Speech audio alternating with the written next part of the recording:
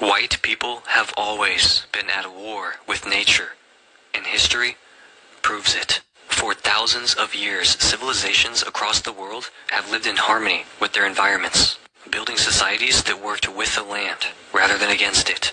But white European societies took a different approach. They declared war on nature itself. From deforestation to factory farming, from climate disasters to outright destruction of entire ecosystems, white societies have never treated the natural world as something to be preserved or respected, only as something to be conquered, extracted, and controlled. White people saw nature as an obstacle, not a home.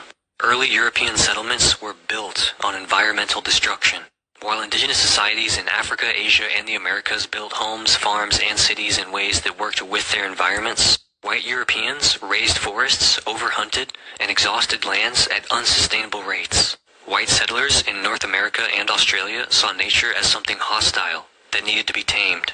A mentality that led to rapid deforestation, soil depletion, and near extinction of countless species.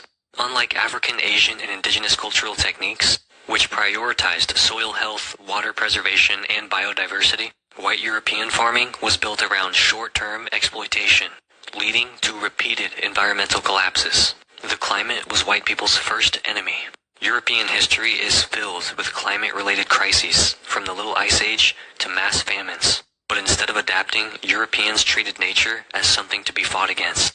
In contrast, many African and Asian civilizations built entire agricultural and irrigation systems to withstand droughts and floods, while white European societies barely survived their own winters. The entire colonization of the Americas was justified through environmental destruction. The land was only seen as valuable if it could be stripped down, fenced off, and turned into profit. White people did not master nature.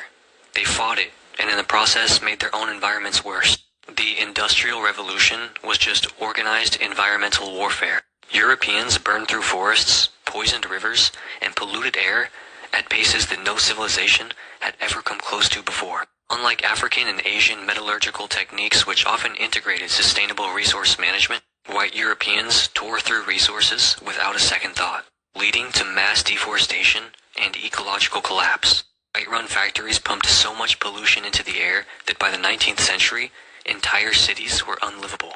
European capitalism saw nature as something to be bought, sold, and destroyed for profit. A total inversion of the way many non-European societies treated the land.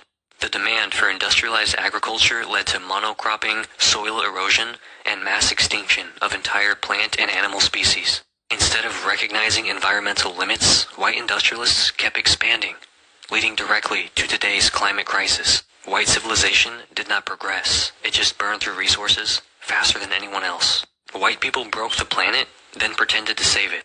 The same white societies that led deforestation, pollution, and species extinction now act like they're the ones saving the planet. Western conservation efforts often ignore indigenous knowledge, favoring white-led environmental movements that focus more on guilt than real solutions. Instead of restoring the ecosystems that they've destroyed, white environmentalists push for solutions that maintain control, like carbon taxes that don't stop destruction.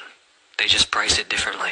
Indigenous land management techniques like controlled burns, rotational grazing, and agroforestry were ignored by white scientists for centuries, despite their success.